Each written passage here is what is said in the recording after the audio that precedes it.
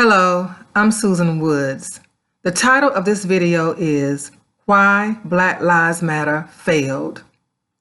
Like so many people last year, I wanted to do something tangible for Black Lives Matter. After seeing the horrific video of George Floyd losing his life, I wanted to make a difference. I knew I was not going to protest, so I wanted to give a financial donation to just make a contribution. When I went to blacklivesmatter.com, I was so disturbed by the content that I read. It really raised red flags for me, and I knew that I could not support the organization. In this video, I want to go in chronological order to kind of outline some of the dates that I recognize as letting me know that this organization is a failure. In 2013, 3 women founded Black Lives Matter, the slogan. They coined the slogan, Black Lives Matter. From what I've read, Alicia Garza, one of the 3 co-founders, coined the slogan, and then Patrice Cullars added the hashtag to it to make it trend, and then Opal Tometi designed the website. That's what I understand. And normally when I do my videos, I always provide examples or I demonstrate where I get the information from so that you can't think that I am making things up. Unfortunately, when I timed this video with the demonstrations, it would have taken me over 2 hours to present the information. So for this video, I decided to just put the links in the description for the sources of the information that I'm sharing. So again, in 2013, these 3 founders coined the slogan Black Lives Matter in response to the acquittal of George Zimmerman in the Trayvon Martin case. They were so disgusted, like so many of us, that George Zimmerman walked free, basically, that they coined the phrase Black Lives Matter, and it took off. So from 2013 until 2016, they operated the blacklivesmatter.com website. And according to them, it didn't get very much traction. So they started, in my words, exploiting the deaths of Black people who were killed by police officers, white police officers. And that became their call to fame, if you will. So over the years from 2013 to 2015, they were gaining traction with the Black Lives Matter slogan, unfortunately, because of the murders of Black people during that time. Now, in 2016, they started a partnership with the ActBlue platform. The ActBlue platform is what I call a financial pass-through platform because it processes financial donations from liberals. They only deal with organizations or people who are liberal or democratic. And that's when the confusion comes in regarding whether or not the money that goes to Black Lives Matter is actually supporting the DNC. That's not true because it's just a platform. ActBlue is a platform that charges 3.95% of every transaction that comes through the platform to process the platform. However, the platform is unique in that they are very strict about the organizations and individuals they support. You must be a liberal. You must be a democratic person if you're a politician to raise money using their platform. So because Black Lives Matter and the DNC use the same platform, people assume that they are connected, and they are not. Patrice Cullars, one of the 3 co-founders of Black Lives Matter, doesn't even like Joe Biden. And have you ever seen Joe Biden in the presence of Patrice Cullars or any of the Black Lives Matter co-founders? I haven't. However, Patrice Cullars did campaign for Bernie Sanders. That is a fact. But the money is not combined. They are not connected. If you look at ActBlue, just go to actblue.org, and if you look at that website, you will see that they collect money and process transactions, financial transactions for organizations all over the world if they meet their qualifications. So we need to squash that myth that Black Lives Matter is supporting the DNC and vice versa, because that is not true. For example, I use PayPal to process transactions for my business. How many other thousands of businesses and individuals use PayPal? Does that mean I am in cahoots with all of those other people or individuals? Absolutely not. They are not connected. ActBlue and Black Lives Matter are not connected. They only use the same platform. One final analogy. Winred.com, WINRED.com is the platform that most conservatives use. Most Republicans use that platform, and they want it to be as popular as ActBlue is for the Democrats. So just because a person uses WinRed to process their transactions, does that mean that they can support all Republicans? Does that mean they support all conservatives? No, it doesn't. So we need to squash the myth. Black Lives Matter and ActBlue are not in cahoots with each other. So in 2016, like I said, Black Lives Matter started using ActBlue to process the transactions because they had to have a platform to process transactions. Now, because Black Lives Matter, and I'm talking about the Black Lives Matter Global Network Foundation in this video, I'm not talking about all of the other chapters and entities I've already posted videos about regarding where is the money. I'm talking about just this one entity right now. That's the Black Lives Matter Global Network Foundation. And if the organizations were organized, then it would be considered the headquarters of all of the other chapters and entities. So getting back to what I was saying, once you process a transaction on ActBlue, because the Black Lives Matter Global Network Foundation did not have 501c3 status, they had to have a fiscal sponsor. A fiscal sponsor is an organization with 501c3 status that will take care of your money, for lack of a better word, a better way to say it. They will manage your money for you. If you are an organization that does not have 501c3 status, but you want to be able to accept unlimited amounts of tax-free money, and you want to be able to tell people that they can write off their donations if they give to your organization, then you need a 501c3 status. Therefore, you need a fiscal sponsor. So Black Lives Matter Global Network Foundation secured fiscal sponsorship from an organization called 1,000 Currents that took place in September of 2016 because they wanted to be able to tell everybody that, hey, if you give money to us, it's tax deductible. They didn't go into the details of, well, we really don't have tax deductible status ourselves. We have a fiscal sponsor. Nobody ever kind of explained that. But they were telling the truth when they said you can write it off because it was going to their fiscal sponsor. Now, fiscal sponsors don't just do this for out of the goodness of their hearts. No, they charge a fee to serve as fiscal sponsors. So 1,000 Currents charge a fee to serve as a fiscal sponsor for Black Lives Matter Global Network Foundation. I don't know what the fee is, but they charge a fee. They charge a fee for all of the clients that they served across the world. They serve clients in the United States and across the world to process transactions and to do their records and provide administrative support for these nonprofits that don't have 501c3 status yet. So that's the relationship between Black Lives Matter Global Network and 1,000 Currents. 1,000 Currents was their fiscal sponsor. From 2016 until 2020, 1,000 Currents was a fiscal sponsor. In June of 2020, after George Floyd died, 1,000 Currents, for some reason, decided, we're not going to serve as a fiscal sponsor for any organization anymore. We're changing directions. We're not going to serve as fiscal sponsors for any organization, so we are dropping Black Lives Matter. So Black Lives Matter then turned to the Tides Foundation, TIDES. The Tides Foundation took over fiscal sponsorship for Black Lives Matter in July of 2020. Okay, so no explanation was given other than that 1,000 Currents decided to go into a different direction. They're not serving as a fiscal sponsor for any organization. So Tides Network, the Tides Foundation, not the Tides Network Foundation. They're two different things. The Tides Foundation took over fiscal sponsorship for Black Lives Matter. Phew, that's a lot, isn't it? That's what I said. That's a lot to understand. And I believe in my heart that it's intentional.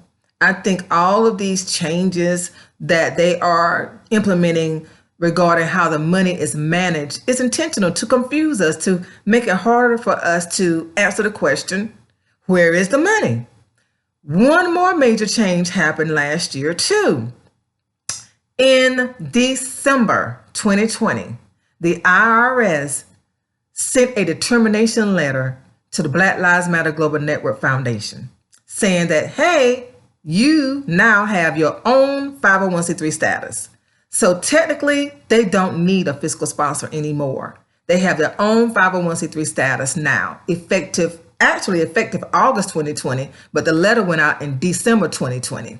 So now the Black Lives Matter Global Network Foundation has 501c3 status, and I have put the link to their determination letter in the description, along with the links for all of the other information that I'm sharing with you so that you can confirm that the information I'm sharing is accurate. So here we are. Here we are.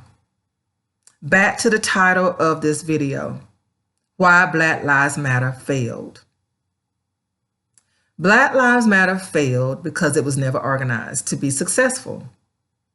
From the very beginning, the co-founders stated that they would not have structure. They would not adhere to governance. They were going to allow all of their entities and chapters to operate on their own. There was never a book or a guide or anything for organizations that have the Black Lives Matter slogan in their name to operate according to any guidelines. It was never that way, and that was their intent. That was their stated intent on the website when I first used it in June of 2020. Since that time, they've changed. They had to change, okay? But they failed because they started out the wrong way. They started out with this idea that they were going to defund the police, all these erratic ideas, if you will, about what they wanted to do and what they were going to be about. They manipulated people to serve as protesters with all of this flaming derogatory language that they use to exploit the minds of people who just really in their hearts, most of them wanted to do good. They wanted to support the Black community, and they were played. Because what brought in the money? The protesters, worldwide protesters who protested June, July, and August in 2020, yelling Black Lives Matter across the world. Never again, in my lifetime anyway, will we ever see that many people, that many diverse people from all over the world supporting Black people. We're not going to see it again. And that's what hurts. Because during that time frame, and on the blacklivesmatter.com website right now, they have some type of state of Black Lives Matter report or something along those lines, where they even admit that during that time they raised the most money they've ever raised. They claim $90 million, but anybody with an ounce of common sense knows it's way more than that. Because if you remember, during that time, you had corporations throwing money at blacklivesmatter.com because they didn't want their Black employees to say, oh, okay, so you're not going to support blacklivesmatter.com. You're not making a major donation to this organization. So they had to give money to satisfy the Black people that work for them. They had to throw millions of dollars at blacklivesmatter.com. And then you had celebrities who wanted to appease their Black fans. So they threw money at Black Lives Matter. Here, just take thousands of dollars. You had somebody as major as Ringo Starr of the Beatles, the drummer of the Beatles. He had a birthday celebration online last year to celebrate his 80th birthday. And he told people, hey, to celebrate my birthday, make a donation to Black Lives Matter. Wow, can you imagine how much money they generated from just Ringo Starr? And then you had individuals from all over the world that just gave money, just threw money at that website. And so you know good and God well, it's more than $90 million. Give me a break. But like I said, the changing of the financial structure, the changing of the guards, if you will, of who is managing the money makes it real, real muddy. And you cannot tell where the money is. And that's intentional. I have looked. I've tried to locate the money and I cannot find it. I cannot find the money. I can't answer the question, where is the money? That's what I've been asking for almost a year now. Cannot find it. Okay. So now we have all of these people who are coming out now saying, wait a minute. wait a minute. I don't see anything in the Black community that's changed. Where's the federal level policy? What's changed? And everybody said, oh, that's the movement. We have a movement. What movement? What have you moved? Now, I know in some communities, in a community near me, I live near Charlotte, North Carolina. I know that the Charlotte Mecklenburg Police Department has implemented changes. I called the 8 something other. I can't remember. But anyway, they have implemented positive changes in the police department. And so I'm assuming that other local, small areas have done the same thing. That's great. I'm glad. But I'm talking about some federal level stuff, okay, that needs to be taking place in response to how people have tried to support us.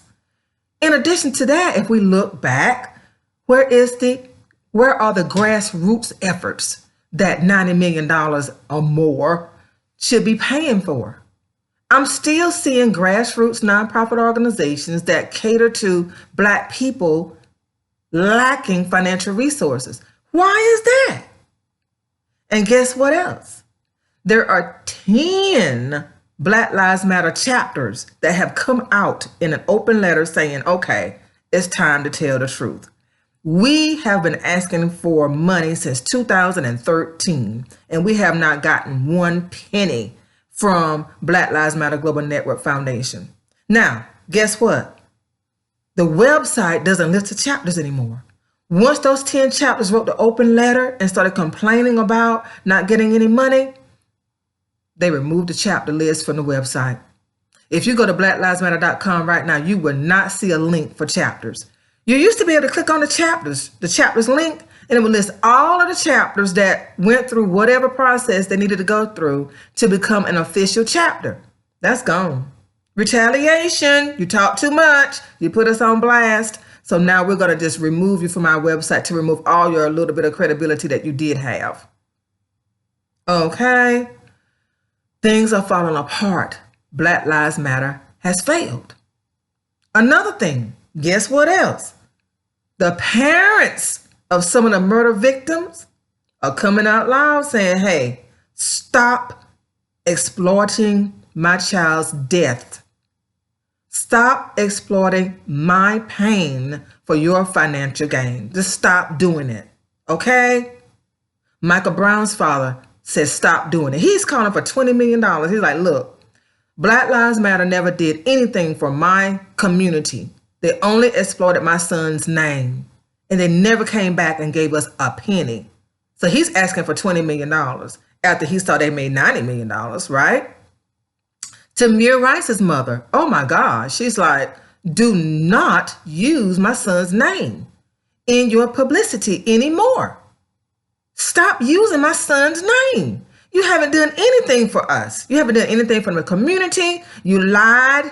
She called out the Los Angeles division of Black Lives Matter. She said, you lied. You said you was going to send us $5,000. You didn't send us anything. She called her name and everything. She said, stop using my son's name.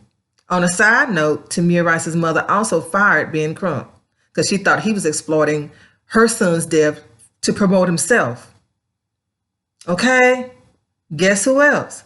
Breonna Taylor's mother is like, stop exploiting my daughter's name for financial gain. Stop exploiting her. You're not doing anything for the community in which she lived. So stop using her. Wow. Why Black Lives Matter failed is the name of this video.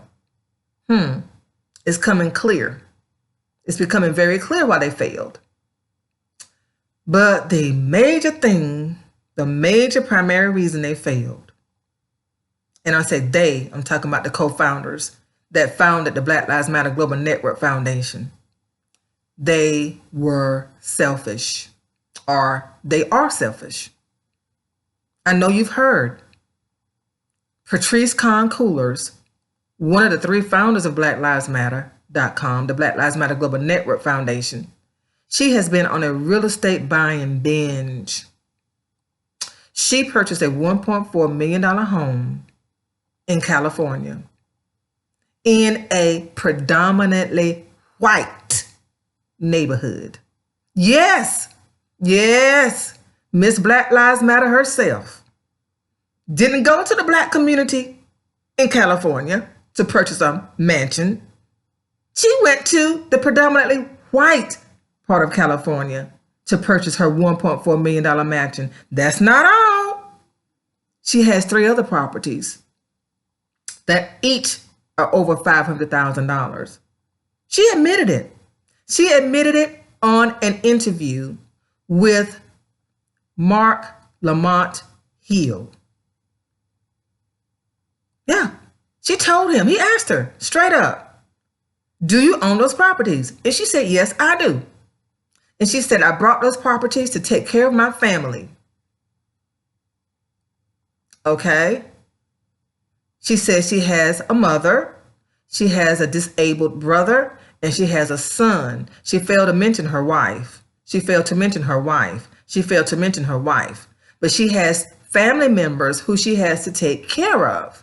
So that's why she has 4 properties that equal over $3 million. Alicia Garza, one of the 3 founders, she has been promoting books. She's written books, that she's been promoting on major platforms, ABC, NBC, CBS.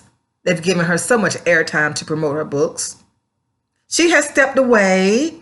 She stepped away from Black Lives Matter to pursue other things. I bet you have. Nice, slick website. Just like Patrice Cullars, her website is nice and slick. They stepped away. Now, Patrice Cullars, this is what trips me out. They didn't want any governance, right? So how is she now the executive director of Black Lives Matter? An executive director is a person that governs their operations. So now she's listed herself as the executive director of Black Lives Matter.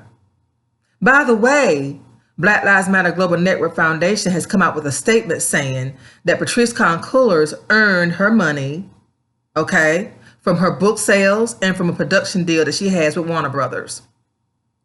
So she has not taken any money from Black Lives Matter. They claim she's never earned a salary. In some places, they claim she's never earned a salary from Black Lives Matter. In other places, they say she had a $120,000 salary. Who knows what the truth is, right? But what is so ironic about that statement is Patrice Cullars is the only one in position to make the statement. So Patrice Cullars is telling the world, the Black Lives Matter Global Network Foundation is telling everybody that Patrice Cullars is not a thief. However, Patrice Cullars is the voice of Black Lives Matter Global Network Foundation. Think about it. The third co-founder of Black Lives Matter Global Network Foundation is Opal Tometi, and I'm probably mispronouncing her last name, Tometi. Now, she's been keeping a very low profile. She travels, she does TED Talks, and she does things like that, earning money. But she's not as bold as Patrice Cullars and April Garza in their obvious exploitation of pain for financial gain. She has a nice website, and I think she has a book out too. And she has collaborations with people who are kind of, anyway. So she's more laid back than the other 2. The only one, though, that's affiliated with Black Lives Matter Global Network Foundation right now is Patrice Cullars in the role of executive director. What she does, I don't know. Why Black Lives Matter failed is the name of this video. It failed because the intention to do good was never there. Plain and simple. And we missed an opportunity that we're going to never get again. Never. And that's unfortunate because there are so many people who run organizations to support the Black community that desperately need money. If you've been following my videos, you know I have a special place in my heart for the children who did not have access to the internet last year, did not have laptop computers to use and learn from home. Everybody was like, just learn from home. What's the big deal? It's a big deal if you live in a rural area with no internet access and no money to buy a laptop. So many Black children were left behind. Many school districts admitted that they just lost them. They didn't try to find them. They didn't try to see what was going on with them. They were just like, oh, well, they lost. We are already at the bottom of the totem pole in terms of how well our Black children do in school. So it's so unfortunate that the long-term ramifications of them not being in school for almost a year or half a year have yet to be determined. How many laptops could we have purchased with the $90 million that the Black Lives Matter Global Network Foundation admit to receiving? How many people could we have served or provided internet access? It's sad. It's very, very sad to think about that. I'm disgusted with the interviewers who have these three women on their shows, and they never ask the hard questions. They never just ask the question, where is the money? Where is the money? How can I trace the money? Because when I went to look for the money, even on the 1,000 Currents Form 990 information return, which is supposed to show where all of the money that they gather for their clients through fiscal sponsorships, it's supposed to show that. It didn't show it. Now, since their fiscal year ends on December 31st, then I should be able to see where the money went on the Form 990s that's due on May 15th. You see, if your fiscal year ends on December 31st, then your Form 990 information return that shows revenues, your revenues and expenses are due by May 15th. So I'm anxiously awaiting the opportunity to go out and try to find those Form 990s for 1,000 Currents, for the Tides Foundation, and now for the Black Lives Matter Global Network Foundation. There should be 3 Form 90s that we could find for the Black Lives Matter Global Network Foundation after May 15th. I'll keep you posted on whether or not I can find it. I'm Susan Woods, and I thank you so much for following the videos. I thank you also for those of you who have sent me emails with additional information that I can study and research. Thank you for helping me out, because I'm doing this on my own time. I'm not being paid like some people have accused me. Some people have accused me of being paid to do this. I'm not getting out 1 red cent for doing this. I'm doing this because I'm passionate about my Black community. I'm passionate about my Black community, and it annoys me to no end to know that 3 Black women have ripped us off. They ripped off the Black community. They betrayed the Black community like no other. And what is so ironic, before I let you go, I have so many people who call me a sellout. They call me a traitor. They ask me, how can I betray Black women? I'm a Black woman. They tell me that's what's wrong with the Black community now. We don't support each other. They go in on me, honey. You should read some of those comments in my YouTube, on some of my YouTube videos. They go in on me hard. They tell me I'm a crab in a barrel, pulling people down that's trying to get out, all kind of crazy stuff. Let me ask you a question. Have I cheated the Black community out of $90 million? Huh? If anybody is a sellout to the Black community, it would be Patrice Cullars, April, I'm sorry, I've been calling that lady April, Alicia Garza, and Opal Tometi. They are the traitors. They are the traitors.